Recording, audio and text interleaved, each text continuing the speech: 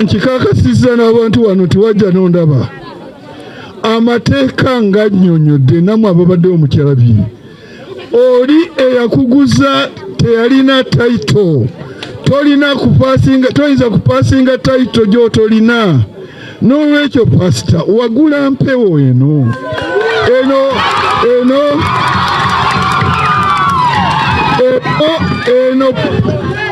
property ya somero etetundibwa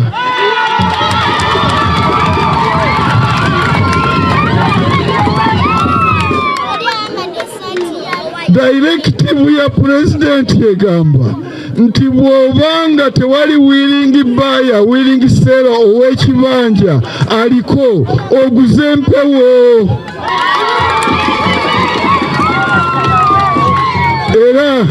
era nga pasita nkusuubira obeere n'omwoyo omukakamu humble. Wagula empewo you lost. Naye njagala nkuwe akaseera akatasukka nnaku 3.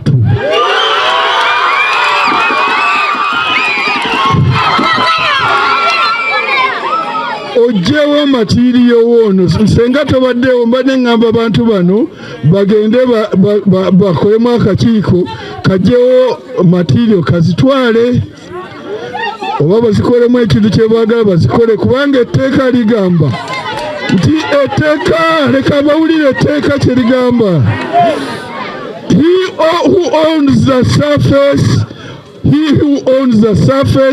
owns what is on the surface, what goes under the center of the earth, and what rises up to the skies. Kati bw'ojja no suffix kya ku ttaka lyange eyo eba yange. N'olwekyo naye wali hambe enough n'ojja mu office n'ondaba kakati ssebo njagala olera obeere hambe enough mu nnaku 3 materials zo zino zonna ozigyewo.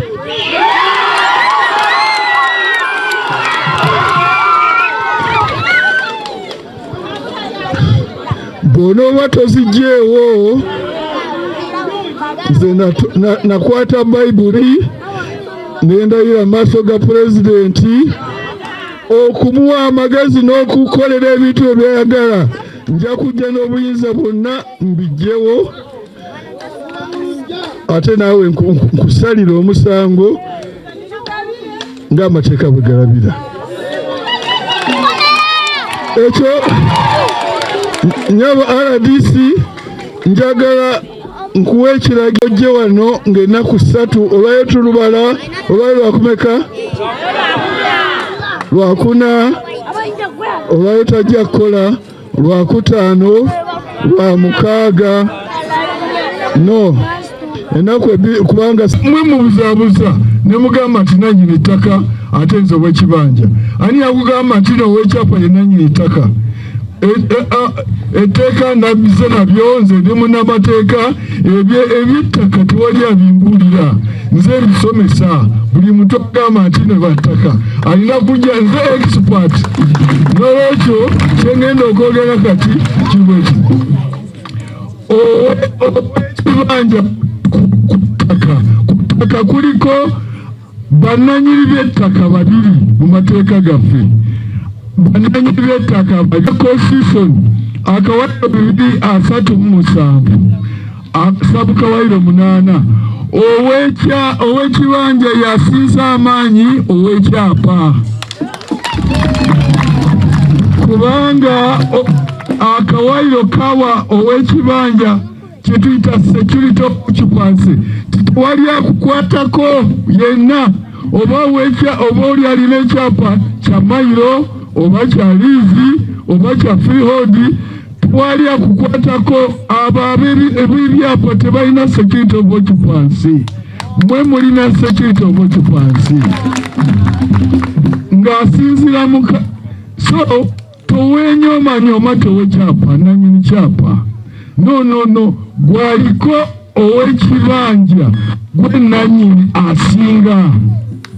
Siogera bwogezi kubakyamula ebyo byetteeka beba kanyongerako katono eseera tuyatono naye ettaka bwe baali tubbako mu ndagaano ettaka lyali lyaffe ffenna nti kale omuno omuwe naye osigaze kati nabanga kiri akikutte taliiko ku ttaka naye akikutte ate kuliko ono akolera ddala ku ttaka naye ne litamuwa maanyi mangi abaddeyo erikakuta Museveni aleese constitution eno nassa mwaka wa bisatu article constitution yeteeka erisinga obukulu 237 ekyomwenda kigamba nti parliament eneekola etteeka ow'ekibanja mwanayita okufuna ekyapa kubanga waliwo etteeka eddala eryankaaga mu mwenda public land ujja kufuna ebyapa kakati ate ono lujjani ekiwandiiko kiri wali oyo lujja amanya ge gonna yani Serunkuma lujja agirawa ettaka lya Mugema yalifuna 1923 n'agabira abantu bangi beyagabira namu mu kibiina.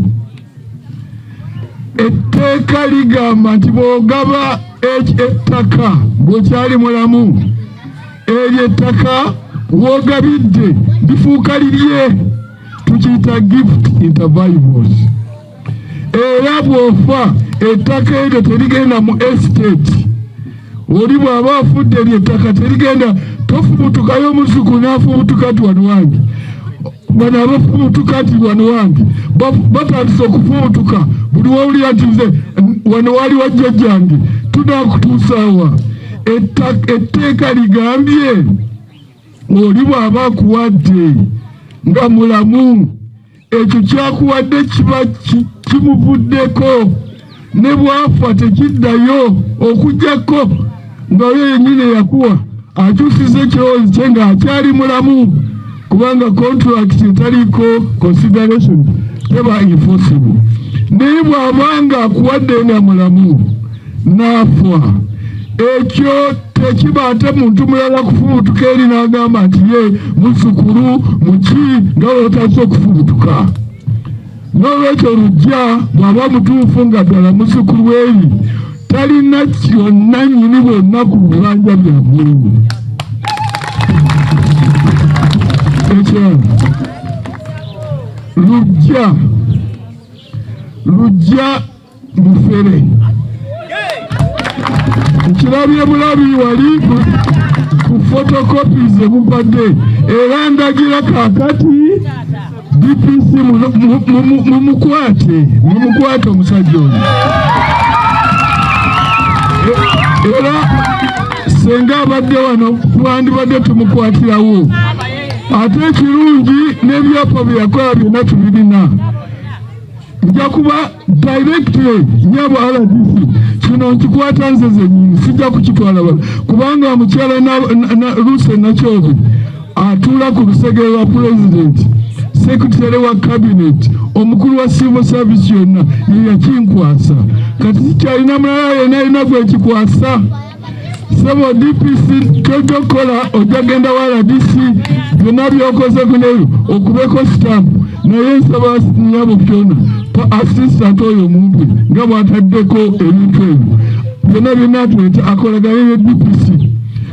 Bwemubikola lipoota RDC akubeko stamp nti mubimpeereze, ntaikirize personal responsibility ku kintu kino. Era nja kukola amangu ddala nga nakaddayo mu office, nja kukola y'akakiiko nga kakulibwa current commissioner registration of survey and mapping. Akulira ebya survey ne mapping byonna mu Uganda yagenda okukulira akakiiko kano, tuseeko omukubo commissioner land registration ajje anoonyereze ekyapa kino gye kyatandikira. Kakati tulyoke tukyaginga omusajja ono lujja wonna waali n'emisango egy'obubbi n'abo abassa sigini kyaku byapa ebyo eby'ekiddibbi n'okulaba oli Gabiro atakuddako Gabiso. Registration yangeri ki eyo ekola ebyekibibbi emisana. Nodira abantu n'obawa ekyapa ekyekicwangana kyekibbi namwe ne mukwata waliwo gwe mpulidde wano agamba nti takyasula abasula bukedde. Oyo omubbi mumukwate mwenna awamu mumukwate mumutwale DPC ajja mukwata. Sebo DPC tujja kukolagana naawe sibuuse RDC kuba mumanyi naye akubendako ka stamp. At every stage of your investigation later nono mwami funerals omupadde sekitundu kino kyonna President yagamba mu kiwandiiko kye ekya22 Agusto 2013 emyaka 10 yagamba nti tewali kwegula. Lwaki weegula ku kikyo? Constitution ekugambye mu Kawayiro 237 sabu Kawayiro 8 nti ekibanja kikyo olina guarantee of occupancy ate weegula otya ku kikyo? President yakiwandika very clearly tewali kwegula. Eno oveeringo ngamba nti gwe Mayanja weegule ngatoyo obusirisiro bwenkaliddawo nga naawe owaayo nti kati bwemba sizirina ng'engatto gijeemu ngende n'engatto emu nti olina engatto 2 n'olwekyo ndabye okugula okumu kw'amaanyi oyinza okutambula n'emu eno gijeemu ogimpe mbikuwadde eno ojja kubako kala nga naawe okkiriza.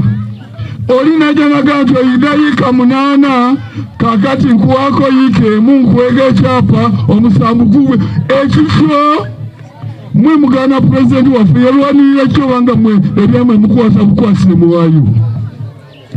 President w'eggwanga n'awandika n'agamba nti tewali kwegula gwe n'ogamba nti ate yampaddeko yiika emu ate nayo teyagimpaddeko kyapa. Omubbi oyo mukwate omusibe emikono n'amagulu omuse omugge wakati mutwalire mumutuse ku polisi nga mwena mugenda mumuwuganira ti omubbi w'ettaka mutwale. Mbadde ntudde wali namugamba nannyini ttaka lusi ani ekyobe ani Sserunkuba oyo nannyini ttaka waali.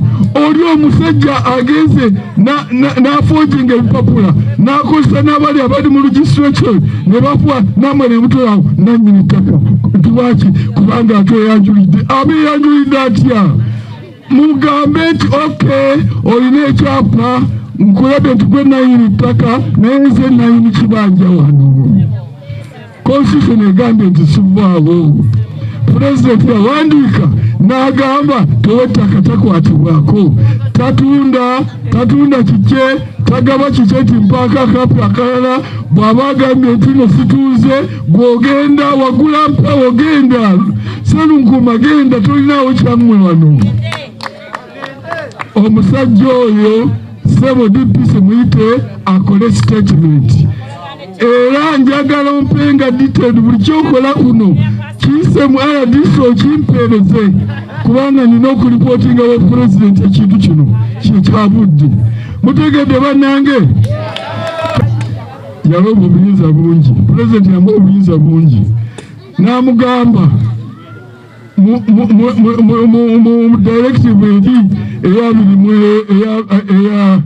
28 February myaka 22 n'agamba newewaba court order newekiba kati ajja wano nga tewali na court order namwe nemuddaabo basekibote namwe abesomera abasomesa namwe nebawogira ki bamagye abalimba musiba amagye kubanga bemulabanga ayambadde banje nayamba buli ekibagola ebambwa si buli ayambala mwe mukube masimu nga bwamukubira leero teyakolerawo immediately mukubire wagambe nti waliwo bano abatambula nga befudde nti bambadde bamagye ajja kukolerawo immediately. Nze mumanyi nkoze naye emyaka kati 4 nkimanyi.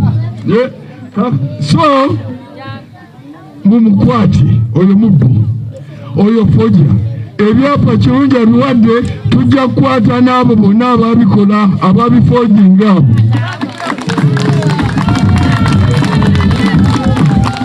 Kusooka nakusazaamu kiri ekyapa kye kiri kyalowooza nti ekyo kyensooka nensazaamu oluvannyuma na bino ebiddiridde byonna bifoyinge. Kati mwe abantu mufune ebyapa byammwe ebituufu, ebyapa ebya freehold ebyemirembe ne banna bammwe n'abazzukulu bammwe neera bonna bye banaabeerangaho byererye eddembe Kaguta Museveni be yabaanirira. Talina buyinza kuwaaki w'ekibanja kubanga yaliko. Sebo Reverend oyogedde yiika eri n'eri temuli mwe muliko era mwe mubadde okuba tewali abakwatako. Era akati kano kayigoze ngenda kutera muwandike bulungi RDC kuweereza engeri gye binaaba bitambulamu kyo kitambulamu kubanga kajja kuleeta badda twakoze dda bwake waffe twakoze dda oli gundi yasoose dda yakoze dda wakeera bino mbirina kodi ensizona twazirabye n'ebirala byonna n'ebizu box kati tujja kikuba kyonna tujjenga buli muntu tumukubira ekibanja kye mukole application mu article section 78 of Registration of Titles Act in connection with section 5 of Limitation Act. Mufune ebyapa byammwe nga temukompesetinze nga temusasudde kale wekinaaba kyetaagisaako fiya sagaba badde butwandi bakwatiddewo naye sibalaba bwewanga webali nandi bakwatiddewo seba gwayimiridde kuba pasita kakati sebo jangu wano